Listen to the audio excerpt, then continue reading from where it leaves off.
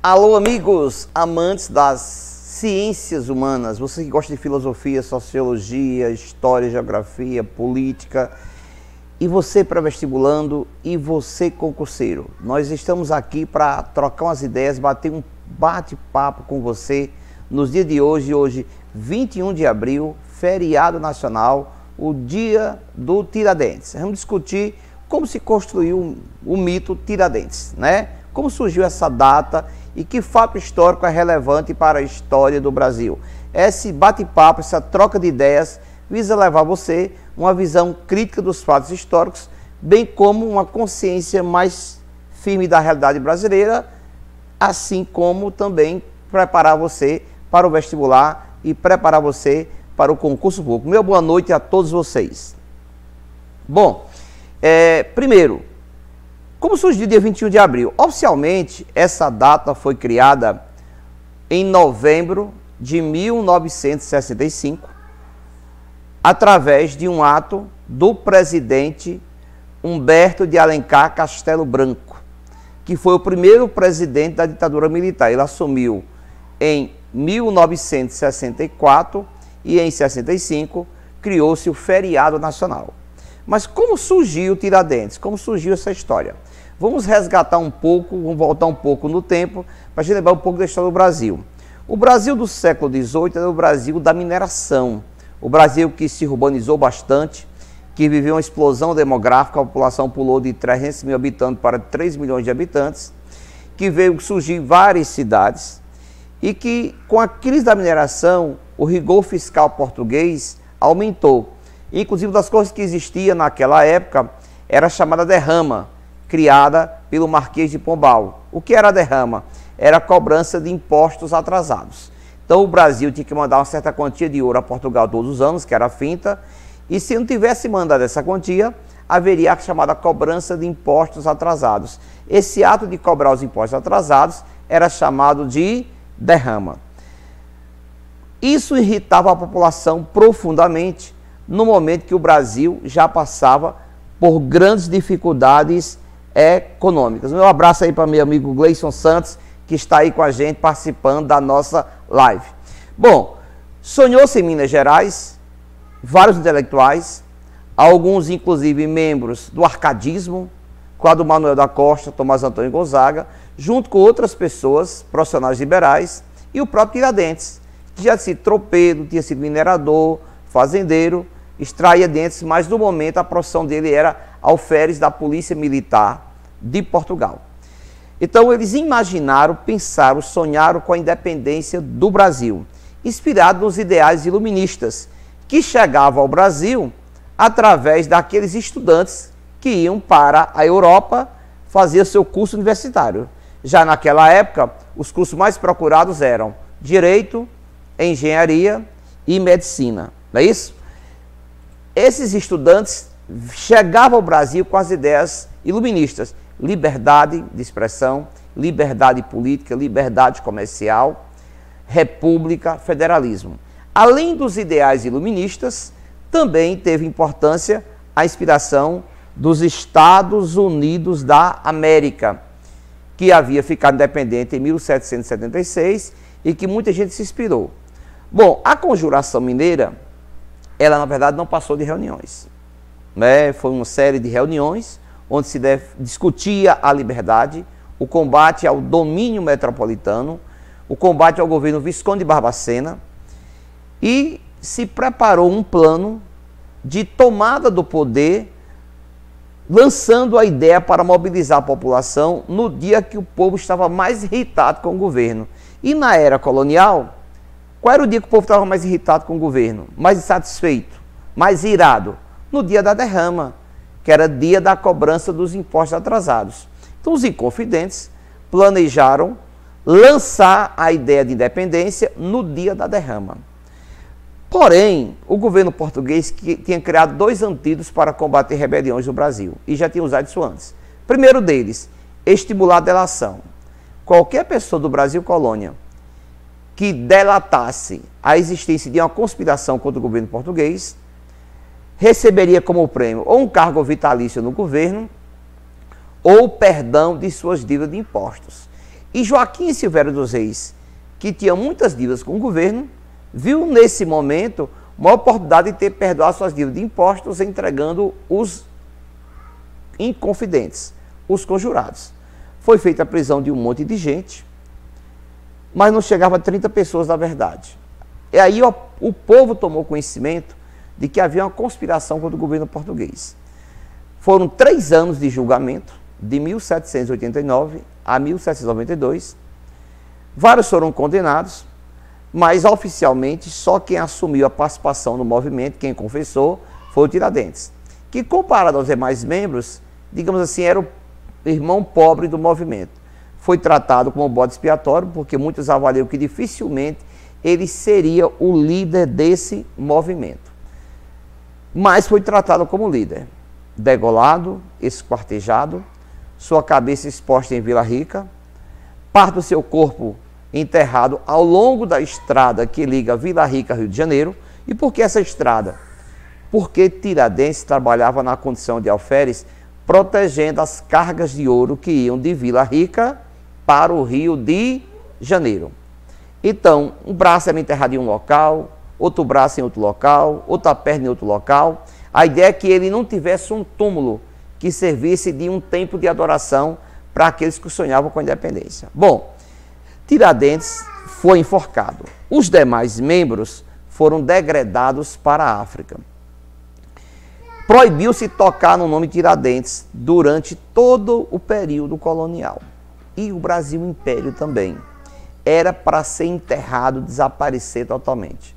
E por que isso acontecia? Porque Dom Pedro I, que foi nosso primeiro imperador, era neto de Dona Maria Louca, que foi a rainha que condenou o Tiradentes à forca.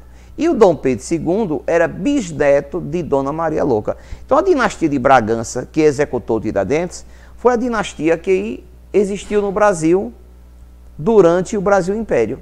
Então o nome é para ser apagado. E como renasce o Tiradentes? O Tiradentes vai renascer com o surgimento da República.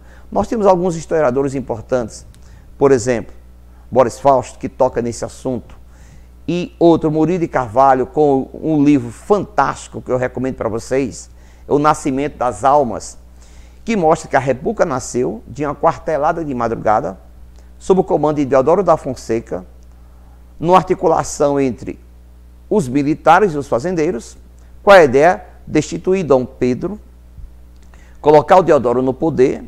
Os militares governariam inicialmente, e esse governo inicial iria consolidar as instituições republicanas.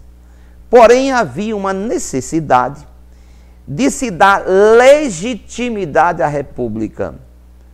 É preciso encontrar um herói republicano, e certamente não seria o Deodoro da Fonseca, que era um homem que foi aliado de Dom Pedro, e por conveniência modulado de última hora. Então é preciso resgatar a imagem do herói republicano. E aí exumou-se que imagem? Exumou-se a imagem do Tiradentes.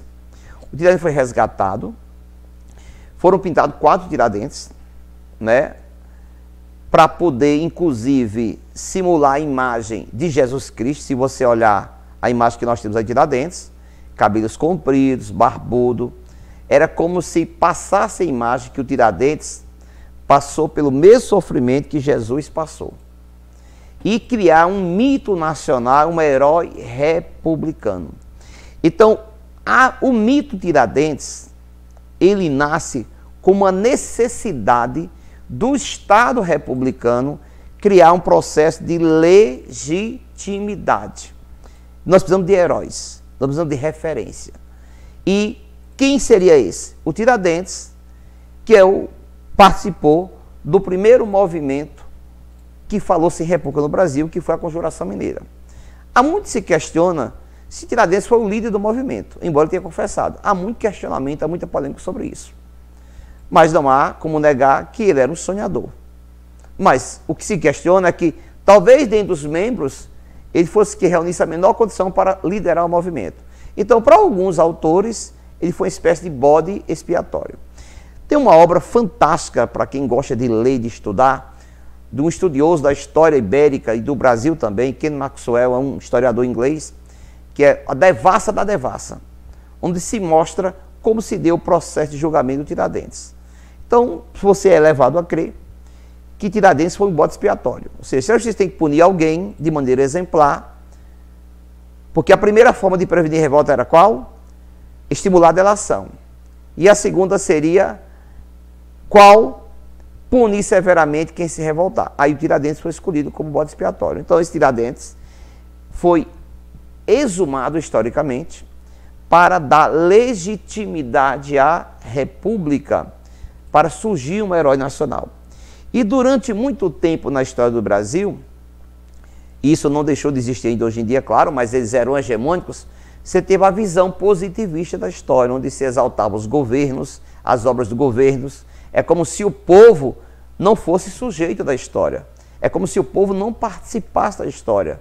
É como se o povo não produzisse os fatos históricos, mas que tudo que acontecesse fosse resultado de decisões de alguns governos. Daí a mitificação de alguns livros da história, exemplo Getúlio Vargas e Juscelino Kubitschek, só para dar alguns exemplos. Então, o mito do Tiradentes nasce justamente com essa necessidade de glorificação da República, porque foi um fato histórico que nasceu sem participação popular.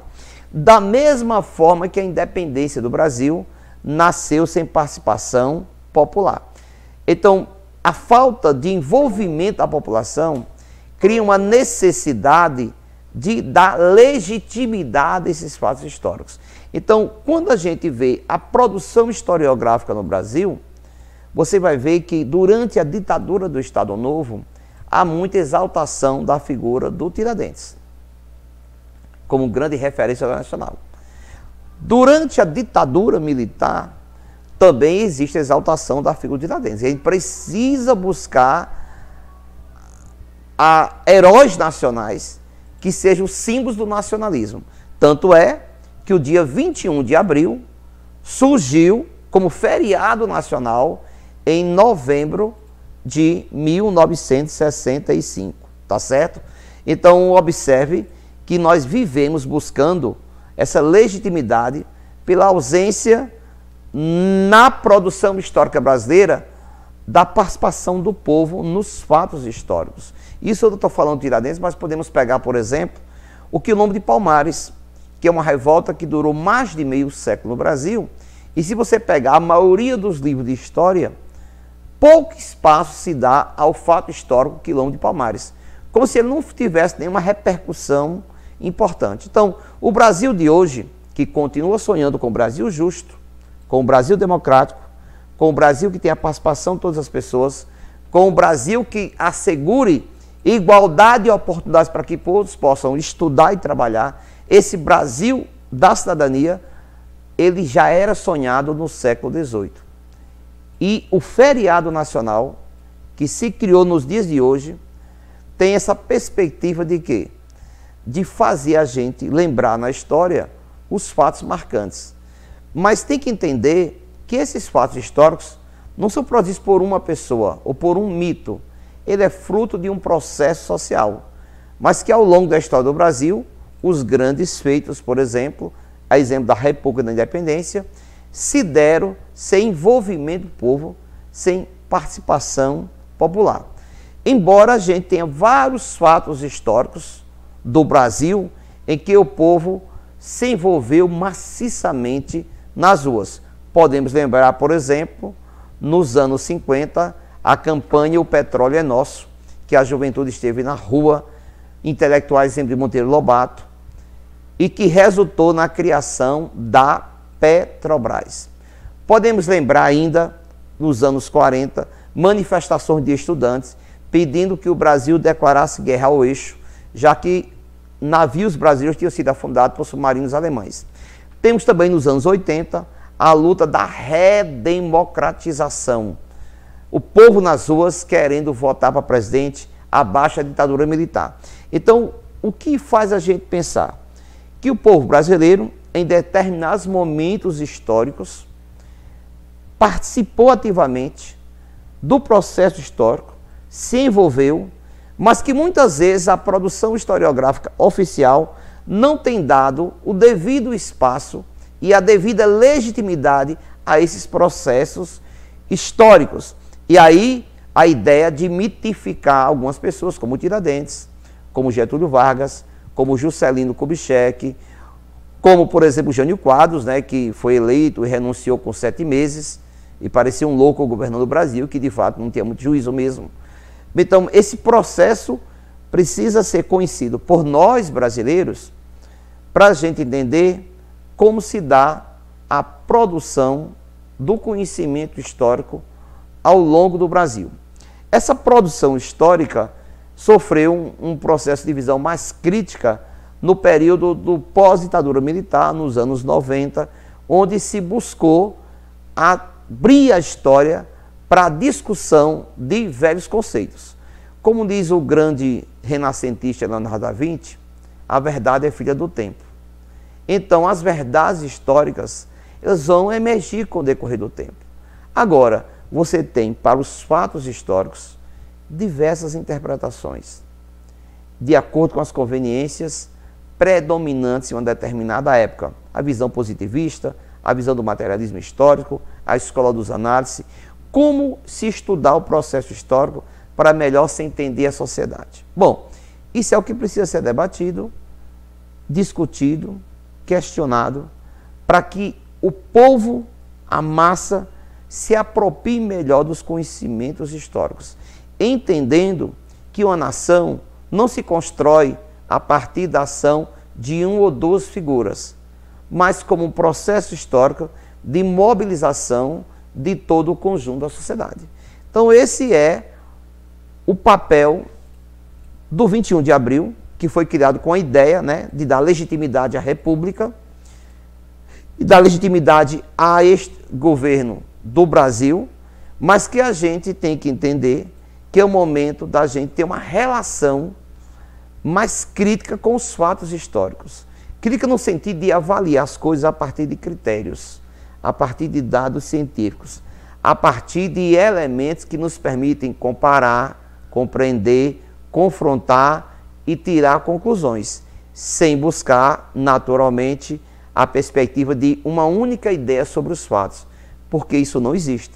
Nós vamos ter todos os fatos históricos com diversas interpretações. Então, diante do que eu estou falando aqui, recomendo a vocês podem comprar pela internet, a Devassa Devassa, que é um livro muito bom sobre a história da Conjuração Mineira e o desejo de liberdade e independência. O Nascimento das Almas, de Murilo de Carvalho, um livro muito bom sobre o nascimento da República do Brasil. Outro processo social importante, que aí foi na monarquia, a luta pela abolição da escravidão, é um processo histórico interessante, que envolveu negros, envolveu intelectuais, envolveu políticos, envolveu luta armada, inclusive, para a gente superar a chaga da escravidão. E hoje a gente vive lutando pela preservação das conquistas dos direitos sociais, dos direitos trabalhistas e dos direitos políticos, porque o mundo de hoje a gente está lutando, se mobilizando para não perder aquilo que durante muito tempo a gente conquistou e que muitas vezes se encontra ameaçado. Então, esse é o dado do dia 21 de abril, dia criado em 1965 para ser feriado nacional e que a gente vê até que a imprensa nacional nesse momento, não sei se por conta do coronavírus, não deu muita atenção, não fez muitas referências, não abordou muito em matéria jornalística o significado do dia 21 de abril. A gente está vendo que é uma data histórica que está passando, talvez como eu nunca vi antes, sem merecer uma abordagem muito grande da imprensa nacional. Seja a imprensa escrita, seja a imprensa digital, seja a imprensa televisiva, a gente não está encontrando uma espécie de abordagem histórica sobre o significado do 21 de abril. Então essa é a nossa ideia que a gente está colocando aqui como coisa importante para a reflexão nacional sobre o dia 21 de abril. Bom, caminhando assim para o nosso final, né? O feriado nacional é criado em que momento? Um momento de necessidade de glorificar heróis nacionais. Um momento de enaltecer determinadas figuras históricas. E por que o Tiradentes? Porque realmente o Tiradentes é uma pessoa que agiu de boa vontade. Tinha sonhos, tinha desejo, sonhava com a república, sonhava com o federalismo, sonhava com o livre comércio, mas é bom ressaltar que muitos membros da elite, inclusive a própria Conjuração Mineira, que queria liberdade comercial para o Brasil, não abraçou a causa abolicionista. Como entender que homens cultos, iluministas, defensores da liberdade comercial, não ousaram e não quiseram abraçar a causa abolicionista? São pontos para a gente refletir. De que adianta ser escravo do Brasil colônia e continuar sendo escravo do Brasil império? Então, quem faz parte do processo histórico, quem constrói a história, quem faz a história e quem aparece nos livros de história.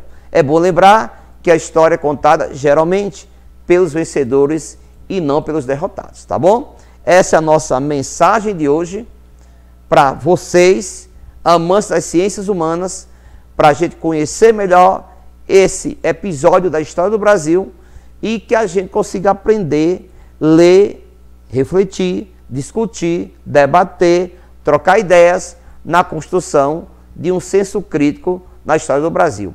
Valeu, meus guerreiros, minhas guerreiras, meus amantes das ciências humanas. Fica aí o nosso recado para todo aquele que ama a história. Viva a história!